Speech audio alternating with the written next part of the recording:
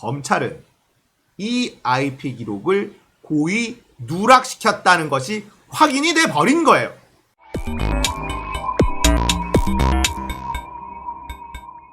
안녕하세요. 딱딱한 뉴스를 쉽고 재밌게 풀어드리는 시사건건 홀수영입니다. 자, 이번에 다룰 이야기는 정경심 교수의 무죄 알리바이 이야기입니다. 자, 제가 정경심 교수 재판 이야기를 지속적으로 다뤄드리고 있어요. 그 이유는 일단 이야기가 복잡한 데다가 아무도 다뤄주질 않아요. 2심 재판에서 너무나 확실한 증거가 나오고 있음에도 불구하고 언론이 다루질 않고 있고 민주당에서조차 아무런 말이 나오고 있지 않기 때문입니다. 이 검찰의 조작의 정황이 너무나 장황하고 길기 때문에 영상에 담아서 설명을 해드려도 집중하기가 좀 쉽지가 않습니다. 관심이 있는 사람이 아니면 집중하기 쉽지가 않아요. 그래서 사안별로 또 따로 떼서 확실한 팩트만 가지고 여러분들에게 계속해서 전달해 드리려고 합니다. 계속 얘기하는 수밖에는 없다. 떠드는 수밖에는 없다. 너무나 억울한 일을 당하고 있는 정경심 교수를 위해서, 그리고 대한민국의 정의를 위해서. 자, 2심 재판에서 나온 가장 핵심적인 증거, 바로 이 위조한 PC의 포렌식 결과, 변호인단의 포렌식 결과물, 여기에서 너무나 중요한 증거가 쏟아져 나오고 있어요. 언론에서는 입 다물고 있지만 정말 뒤집어질 만한 이런 증거들이 나오고 있습니다. 자, 우리 1심 재판을 볼까요? 재판으로 들어가기도 전에 언론은 조국과 그의 가족들을 파렴치한 인간으로 만드는데 앞장섰습니다. 어떻게? 검찰이 흘려주는 이 소스만 가지고 진실을 확인하지도 않은 채 그냥 써댔어요. 자, 검찰이 수사 과정에서 흘리는 소스가 더 정확하겠습니까? 아니면 재판 도중에 나오는 증거물들에서 나오는 이 소스가 더 정확하겠습니까? 당연히 재판 과정에서 나오는 이 증거물들, 이 소스가 훨씬 더 진실에 가까운 그런 소스이지만 대한민국 언론들은 철저하게 외면했어요. 1심 재판이 진행되는 동안에 확실한 증거들, 그리고 검찰이 입증하지 못했던 이런 사안들은 대한민국 언론들이 입을 싹 다물었습니다. 자, 그리고는 어떤 결과가 나왔죠?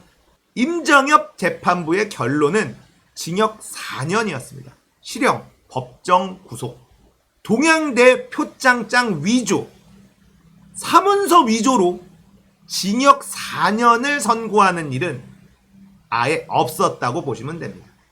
자, 그렇게 다수의 국민들은요, 언론이 펌프질 해놓은 것만 봤고 1심 재판 내용은 거의 보지 못했고 1심 재판부의 결론만 보게 된 거예요. 자, 그러면 이런 공식이 성립이 되는 겁니다. 아, 조국하고 그 가족들은 징역 4년을 때려 맞을 만큼 나쁜 사람들이구나. 검찰과 언론이 한 통속이 돼서 만들어 놓은 작품이에요. 아, 사법부도 큰 역할을 했죠. 자, 일단 이 재판, 검찰 입장에서는 아주 간단한 재판이었어요. 표창장을 정경심이 요렇게 위조를 했다. 요거 딱 시연하면 끝나는 재판이었습니다. 그런데 이걸 끝까지 시연하지 못했어요. 그리고 이 표창장 위조라는 아주 단순한 사건을 1년 동안 재판을 합니다. 이건 누가 봐도 그냥 괴롭히기. 니들이 검찰개혁을 하려고 해? 어디 한번 맛 좀 봐. 검찰과 사법부가 조국 전 장관과 그의 가족들을 괴롭히기 위해서 이렇게 질질 끌면서 재판을 했다고밖에 생각이 들질 않습니다. 자, 이런 상황에서 2심 재판이 들어갔고 이 2심 재판에서 어마무시한 증거가 쏟아져 나오는데 언론은 역시나 입을 싹 닫고 있어요. 답답한 건 민주당 국회의원들도 아무 소리 안 하고 있다는 거. 자, 오늘 확실하게 짚어드릴 건 IP 주소 이야기입니다. 정경심 교수의 알리바이를 입증할 이 IP 주소가 변호인단의 포렌식 결과로 나왔다는 것. 자, 변호인단의 포렌식 결과로 나온 이 IP 주소들이에요. 자, 2013년 6월 16일 검찰이 특정한 정경심 교수의 이 위조 일시입니다.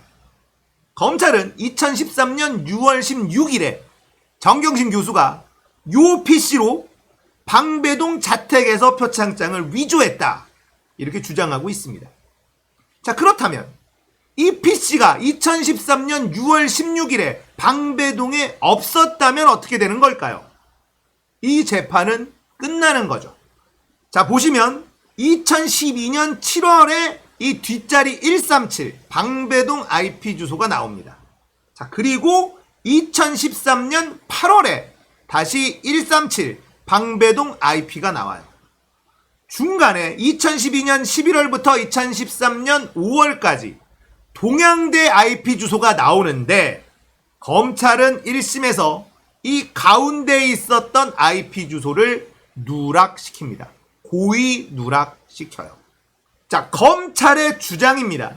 이 PC가 2013년 6월 16일에 방배동에 있었다는 증거라고 제시한 IP 주소는 2012년 7월에 137 그리고 2013년 8월에 나온 137 주소, 요것만 가지고 갑니다. 이것만 제출을 해요. 이 가운데 동양대의 접속 기록이 있는 이 IP 주소는 제출하지 않았다는 것. 검찰의 논리는 이거였어요. 자, 2012년 7월에 방배동 주소 나왔죠? 2013년 8월에 방배동 주소 나왔죠? 이 사이에 접속 기록은 복원되지 않았으나 2012년과 2013년 8월에 나온 것으로 봐서 이 사이에도 방배동에 계속 있었다라는 증거가 된다. 자, 이게 검찰의 주장이었습니다. 놀랍죠? 모르셨죠? 동양대의 접속 기록을 통째로 빼버리고 앞뒤 2012년 7월의 접속 기록과 2013년 8월의 접속 기록만 다 제출한 다음에 가운데는 복원이 안 됐습니다. 하지만 이 접속 기록으로 유추해 봤을 때 이 사이에도 정경심 교수의 범행 일시에도 이 PC는 방배동에 있었다는 것으로 확신할 수 있습니다. 자, 이게 검찰의 주장이었고 법원은, 재판부는 그걸 받아준 거예요. 하지만 2심 재판에서 이 PC의 미러링 데이터를 받은 변호인단이 포렌식을 한 결과 2012년 11월부터 2013년 5월까지 동양대에 있었다, 이 PC는 동양대에 존재했다라는 이 IP 주소가 나와버린 겁니다. 검찰은 이 IP 기록을 고의 누락시켰다는 것이 확인이 돼 버린 거예요. 자, 제가 2013년 6월 13일이 법행 일시라고 했잖아요. 자, 그런데 이 접속 기록에는 2013년 6월 기록은 아예 없습니다. 검찰이 주장할 수 있는 건 이런 부분이 있을 수 있습니다. 자, 이 IP 주소를 보면 2013년 5월까지만 동양대에 있지 않느냐, 2013년 6월에는 동양대에 있었다는 증거가 없다, 이렇게 주장할 수 있습니다. 하지만 검찰은 그렇게 주장하면 안 돼요. 2013년 6월에 방배동에 있었다는 증거가 없다라는 것 아닙니까? 이게 훨씬 중요한 거예요. 거기다가 이 IP를 고의 누락시킨 것은 어떻게 설명할 수 있을까요? 이 동양대에 접속했었던 이 IP를 제출하면 자신들이 이길 수 없다는 걸 알고 있었기 때문에 고의 누락시킨 것이다 라고 생각하는 게 합리적이지 않을까요? 이 접속 기록으로 봐서는 2013년 6월 16일에 이 PC는 동양대에 있었을 가능성이 훨씬 더 높다라는 것을 알 수 있습니다.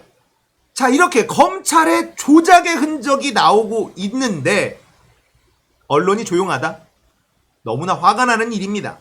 지금 제가 말씀드리는 건 2심 재판에서 증거로 제출된 자료를 바탕으로 말씀드리는 거예요.